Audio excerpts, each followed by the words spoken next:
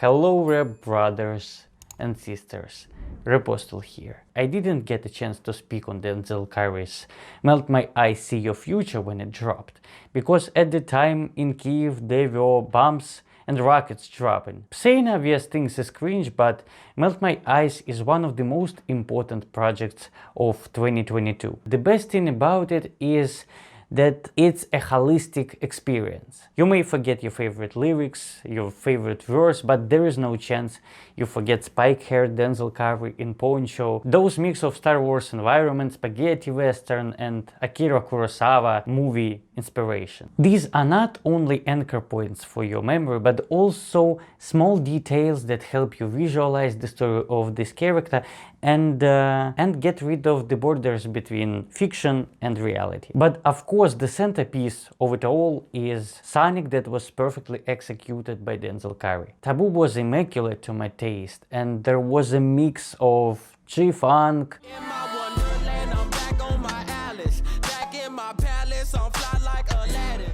old school hip-hop, and Denzel Curry aggression like black metal terrorist or sumo.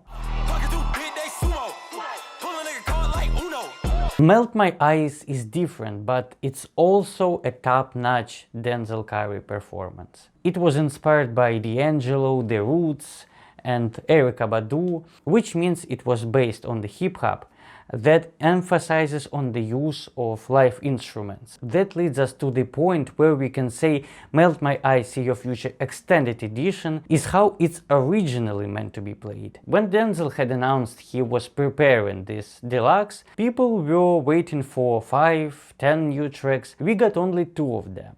But still, I wanna say that Extended Edition gives you whole another experience. First of all, it's much more dynamic and stacked than the original one. Denzel left only 8 original tracks here, which I consider crucial for the understanding of Taboo.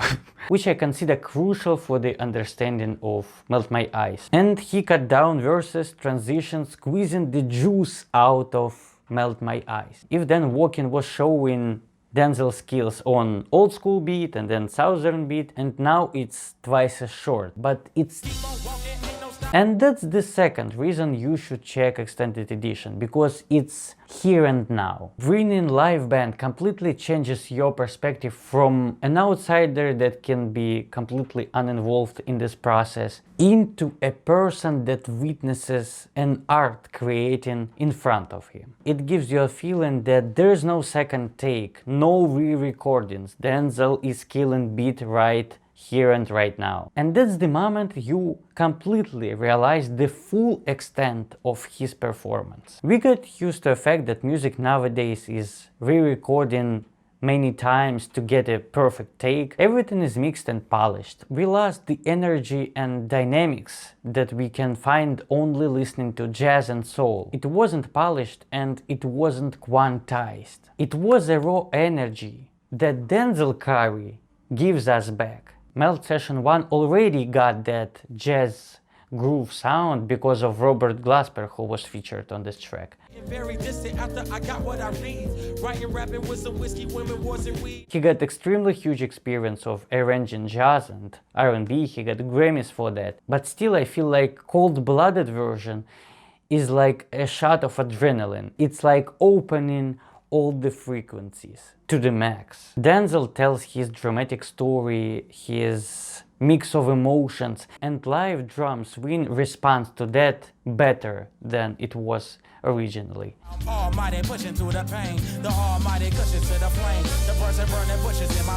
There are live horns that express that drama. Denzel can be calm or he can go wild on this instrumental, and that's the energy that original track was lacking. As I said before, Walking was cut down to the second part, but the greatest track became even better. Denzel overdid himself with this performance. He keeps flowing at the wild speed, sounding completely unstable at times.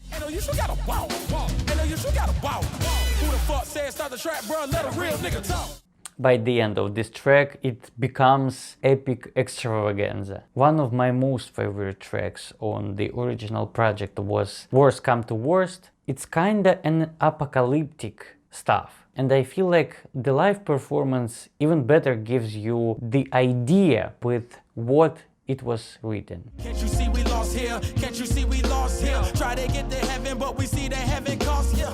It seems like the tempo was faster and Denzel ain't got time to take a pause. He just keeps saying all the bad things in this world and doesn't have a time to breathe. Sometimes a small detail can change the whole structure, and I feel like different drums change my perspective of Mental. In Cold-Blooded Soul's version, there's a rim shot instead of snare. Yes, I am a total nerd. And it gives the song more of 90s feeling. It's all in your mental, it's all in your mind. But I'ma feel fine once I'm out in your eyes. Maybe it's the Roots or Outkast vibe that Denzel was originally looking for. I'm madly in love with original Troubles, and I like that it became even more playful with those keys. Got some trouble that these drugs can't fix. We might struggle because life's a bitch. Denzel did a great job with the chorus on his own, but I'm kinda upset that we didn't get a chance to hear T-Pain without auto-tune. But instead we got Zachary on Chrome Heart. Splendid laid-back track, and I completely understand why Denzel kept it till this extended edition. It could have not fitted the original tracklist, but here it's like a cherry on top.